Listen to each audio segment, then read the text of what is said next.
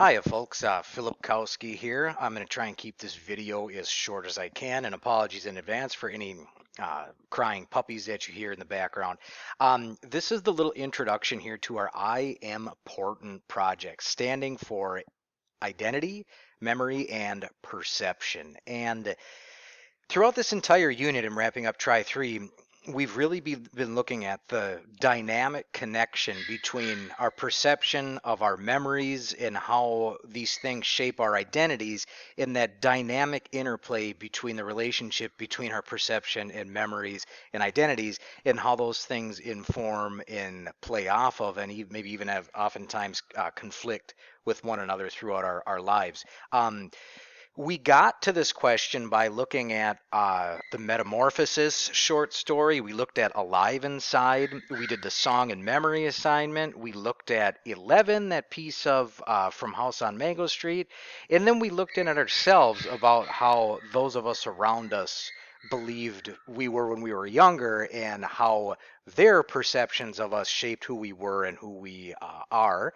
You then did the working title memory project, and then you did, throughout all this, your writer's notebook personal reflections to begin to tease apart the relationships between these things.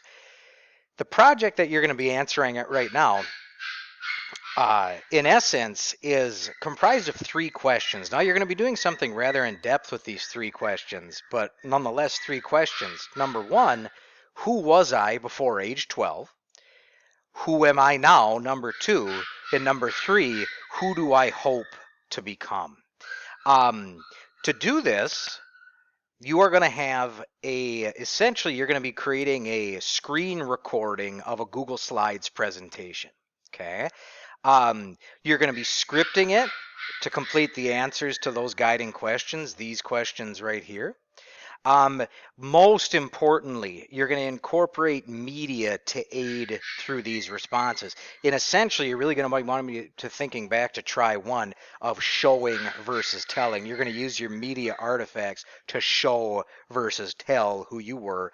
And your presentation needs to have a structure to it with a clear beginning, middle, and end to your video narrative. The process here. Again, three questions. Who was I before age 12? Who am I now? And who am I going to become? Your goal is going to be to answer each question through a variety of media, all presented in a short video, again, using Google Slides and some kind of screencast software. Okay, and media here, a means by which something is communicated or expressed. And throughout your responses to those questions, here is the list of things that you can choose. Now, in another one of these videos, we're going to be getting into what you need to do and what choices you have for each step. But one thing that I want to point out here is that some of these things are obviously going to be easier to find and work with and or create than others. For example, making a to-do list is going to be significantly less work than coming up creating a short scene from a play with notes or stage directions. Okay, so the point that I want to emphasize here, though, is you guys are going to have some choice amongst which of these artifacts, so to speak, that you're going to be using through your presentation.